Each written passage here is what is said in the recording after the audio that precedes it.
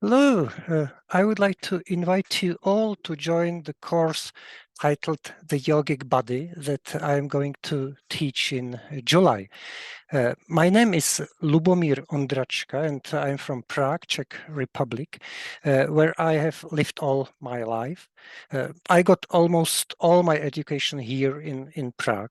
Uh, First, I studied mathematical modeling at the chemical university, so I'm basically a chemical engineer. Then nuclear physics, and after the collapse of the communist regime in 1989, I studied Indology and religious studies at Charles University. The Indology program here in Prague was always very strongly language oriented. So I am trained as a philologist, learning a number of Indian languages. Uh, so I'm basically a textual scholar interested in the history of Indian religions and using also my education in religious studies. But I am not a pure armchair scholar because I was lucky enough to spend a total of about 6 to 7 years in India. So I support my textual studies with ethnographic or anthropological research whenever possible. I have two main areas of research. The first is the cultural and religious history of Bengal, where I naturally work mainly with sources in Bengali and especially Middle Bengali, which is an older form of the language before modern contemporary Bengali took shape. And the second area of my research, which is relevant to our course, is the history of yoga and especially Hatha yoga, where I work mainly with sources in Sanskrit, but often supplemented with vernacular works. And more than 10 years ago, I was fortunate to meet Dr. James Mallinson, and in my opinion, the greatest expert on the history of yoga today. And since then, we have been in close contact. And I have the opportunity to participate in a number of reading workshops organized by the Hatha Yoga project, which, as many of you know, is making really groundbreaking discoveries in the study of the history of yoga. And I will use many of its results, of the results of this project in our course.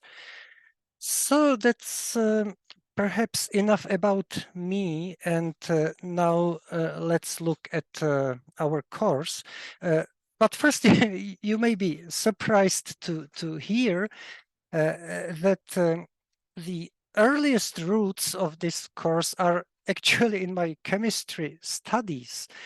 I mean, the whole story is quite complex, but to make a long story short, I was interested in the history of alchemy at the chemical university.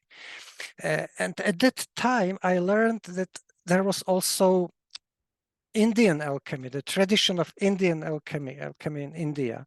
And when I started studying Indology later, I planned to make it my main subject of interest because I had a good foundation in chemistry and understood chemical reactions, etc.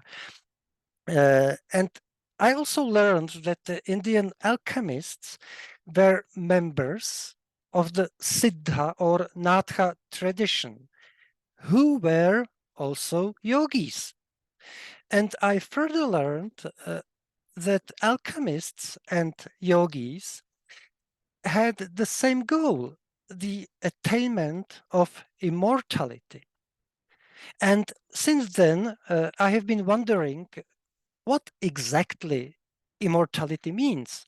That is, in what body immortality can be attained. So I became interested in the yogic body, and I wrote my dissertation on the subject of immortality in yoga. So that's the historical background of the course. The aim of this course is to explore the concept of the body in yoga, or more precisely in different yoga traditions, with an emphasis on hatha yoga. And we will proceed chronologically. So in the background of the course will be a historical perspective. We will start with a general overview of the concepts of the body in classical India. That is how different Indian religious traditions understood the body. And we will see that the general approach to the body was rather negative in classical ancient India. Then we will turn our attention to the tantric traditions because they represent a revolutionary change in the approach to the body in India. A change that is fundamental to later yoga traditions. And here we will introduce the so-called tantric anatomy or physiology, or the concept of the subtle tantric body, which you probably know well. That is all these elements such as chakras and nadis and the granthis, and kundalini, nectar of immortality, etc., etc. Next, we will discuss the different types of bodies that appear in yoga works, and we will ask questions like what exactly the physical body means, what is composed of, what the subtle body is, and whether we can talk about any transformation of the body through yoga practice. And here we will see that an important part of pre-modern yoga was the acquisition of extraordinary powers, the so-called siddhis. In our final session, we will analyze one of the most common goals of yoga, namely the attainment of immortality. And I understand that the very existence of this goal may sound surprising, as it has completely disappeared from modern yoga, or almost completely, I would say. And it's quite understandable. Who would believe in immortality or physical immortality today? And as I said a moment ago, this was the topic of my PhD project. So I will be excited to share some of the results of my research with you.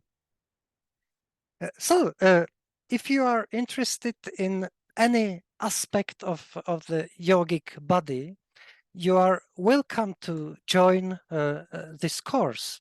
And I have a passion for teaching, so I am sure that we will all enjoy it. and I look forward to meeting you. So see you soon.